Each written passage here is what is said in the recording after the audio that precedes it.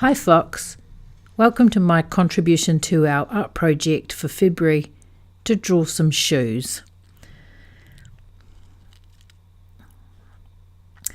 Wasn't really sure what I wanted to do, so I just grabbed a pencil, and it happened to be a trusty old HB pencil, nothing flash at all, and an old scrapbook that was sitting on top of my bookshelf that I used for yet another failed 100-day project a few years ago.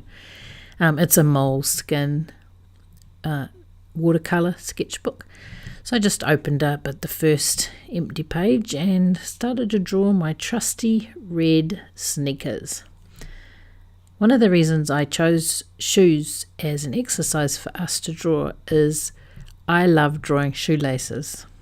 Just the intricacy of them and the need for concentration with them, and the fact that no two shoelaces are the same. So unlike a face or a hand or a boat, you can't tell me I've done my shoelaces wrong. It's been a long time since I've drawn anything, actually, and I felt quite unprepared, I think, to draw these shoes. And but I got stuck in. I know what it is. You've got to get in and you've got to start drawing. And I gave myself an hour to spend drawing these red shoes, and the hour flew. Of course it did. That always does, doesn't it, when you're drawing and you just get stuck in. The cat was of no help whatsoever. She just sat there. I forgot she was even there. I was just concentrating on my shoes. Normally when I draw, I start somewhere in the middle of the page and I kind of map my way across the page. I don't very often sort of sketch out a light version across the page. I don't kind of map out where I'm going. I just kind of eke my way across the page. So I look at one thing and its relation to another part of it, and so that's why sometimes when I come back round again, I find my proportions need to change, and so I'll push lines out and that sort of thing, and I don't mind at all that I'm overdrawing lines or pushing lines in different directions, and that's okay. Because it's not drawing. It's not about drawing the shoes. It's about seeing the shoes and a hand-eye coordination, I guess. I chose shoes because I see so many drawn online and in books. I saw a lot with the sketchbook school, when they show examples from other artists. Quite often they have an example of shoes. I think Danny Gregory had done some in his usual dip pen kind of thing, and I always think they look absolutely amazing.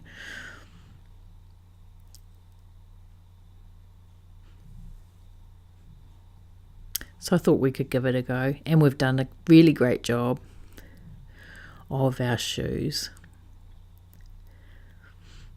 It's interesting to see how I draw with a pencil. It's so much more tentative. Like I keep going over and over and over my lines, kind of building up that lead and sort of bringing the shoes up off the paper. It's quite different when I use an ink pen, and I'm kind of a bit sorry that that's not what my hand fell on when I went to grab a drawing implement. I'm much more confident with my lines. I'm no more accurate with them, but I'm just more confident with them. I'm prepared to lay a line down, and I'll still overdraw. I still do that. I still push lines out of the way, but you get more of an overlap effect than the sort of drawing that's rising off the page. But it was a wonderful way to spend the evening this evening. Of course, I've left this till the very last minute. Again, I've had all the time in the world to do this task, and I've left it till the very last day of the month.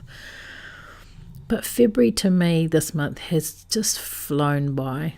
I seem to have not so much a lot on my hands, but a lot on my mind at the moment, and thinking a lot. There's been a lot of change at work for me, and I think those sort of things just sort of weigh on my brain a bit. But drawing these shoes has reminded me that I want to draw more. I need to draw more.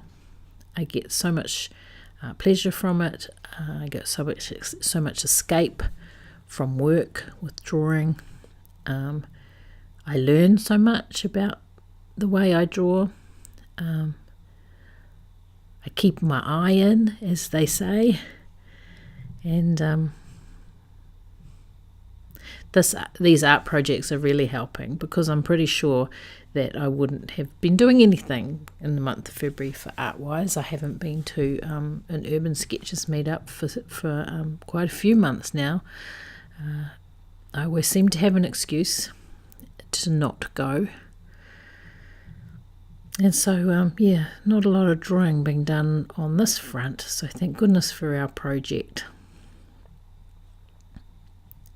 So I can see when I look at these shoes that I have drawn, they have lost a lot of the length that the actual shoes that I'm drawing from have, but they're still quite recognisable as shoes.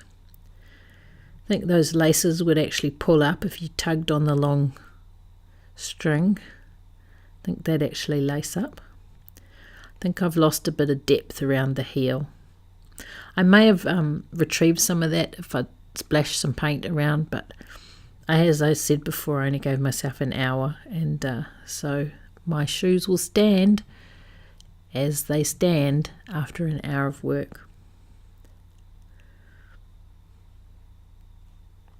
You can see here I'm starting to find the darks, to find the negative spaces, to pull the lightness of those laces out from the page, so they look like they've lifted up off the shoe. I'm also finding the shadows along those laces to maybe give you an idea that they're not flat on the table, but they're actually casting a different kind of shadow, which might indicate that they're not lying flat, or where they are lying flat against the table. And watching this speeded up version, it almost looks like I know what I'm doing. I was a lot slower than this when I was actually drawing this. Well, it felt slower anyway. Some of the great things about shoes is they're so structural that you can use things like the piping around the toe or the stitching against the fabric to really kind of give your eye a pathway across the page and a bit of structure that you might not have with another subject. Look at those laces. Just love the laces. Shoes are a great thing to draw to for exercises like when you don't allow yourself to lift your pen from the page, with the dip pen, like I mentioned, that Danny Gregory from Sketchbook School has used before. I'll see if I can dig an example of that out to show you. But thank you for another wonderful month. I hope that you will pick another fabulous subject for us for March. Talk to you real soon. Love you, Fox. Bye-bye.